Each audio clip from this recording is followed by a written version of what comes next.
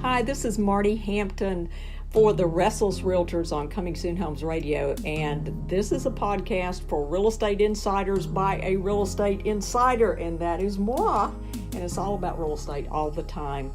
You know, I've had some questions sent to me, and that's a good thing, but one of the questions that I want to answer today came from a realtor that said, are realtors overpaid?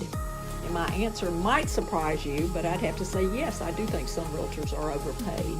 And of course, they'd never agree with me, but here's my case. I loved the book that Malcolm Gladwell wrote a few years back called Outliers. And in that book, he talks about the 10,000 hour rule. And 10,000 hours is what he says that you have to have mastery at any profession. That's about just under 10 years, but it's a very difficult thing to categorize in real estate because, as you know, you can be in real estate for 20 years and sell 8 or 9 houses a year, and that is not mastery. As a matter of fact, I think that realtor is probably overpaid. So spending 10,000 hours in our business is putting buyers and sellers together, and it's quite different than it was in the 90s. So if you had 10,000 hours putting buyers and sellers together in the 90s, if you haven't evolved and changed for today's market, you're definitely out of mastery.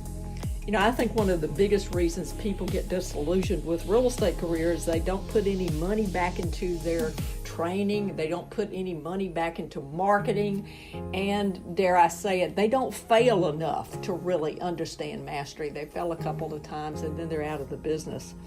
So mastery in real estate comes, I believe, when you've developed yourself and you know who's in the market to buy. You're milling around. Maybe you have all those websites. Maybe your phone is ringing. The signs are out there. You know who is thinking about buying. And you know what's an amazing thing is that you have to hang on to local buyers sometimes quite a long time, longer than most agents will. Maybe a year, maybe more than that. Before you actually sell them. So hanging on and knowing about those buyers and then marketing to those buyers, i.e. your services or your homes for sale, and also having an eye on your past clients. When you list a home that's close to somebody you've sold before, are you picking up the phone, reconnecting with that past client and offering or asking them about the home that is near them? All that's a part of mastery. So having a network of top producing agents across the U.S. You know, we're a global market now. That's one of the reasons I love my company, because it's a global company.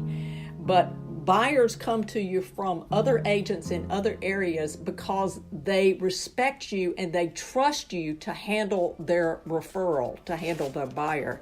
So mastery comes really when you've developed relationships with those agents and also with relocation companies. They're still in business. They still transfer people all around the world. So mastery, there's many other things I could say about mastery, but mastery comes when you increase your sales ability. You know, we take so many things for granted, but professional sales skills are one of the biggest things we take for granted. We don't continue to evolve in that area. And sales is a learned skill, and its primary tool is actually a listening skill and then learning to ask the right questions. So mastery in real estate shows in the way you present your properties in a compelling and imaginative way, and how to create an avatar to figure out what is the target market for each home that you list in each neighborhood that you list. So mastery, folks, is where it's at. You'll enjoy your real estate career when you get to this level. Mastery comes when you know the market and you can inform the public what's coming next. You know, if you sound like every other realtor in the market reading an MLS sheet, there's no mastery now. And you know by now that I'm a big advocate of ComingSoonHomes.com to dominate your local market. So yes, I think some realtors are overpaid. But then there's a very few, that are paid a very high wage, and they deserve it. So don't worry about those realtors that are overpaid. They won't be around long enough to worry you much. So that's it for me and the Restless Realtor. Please sign up to follow us and keep those questions coming. Have a great day. Bye-bye.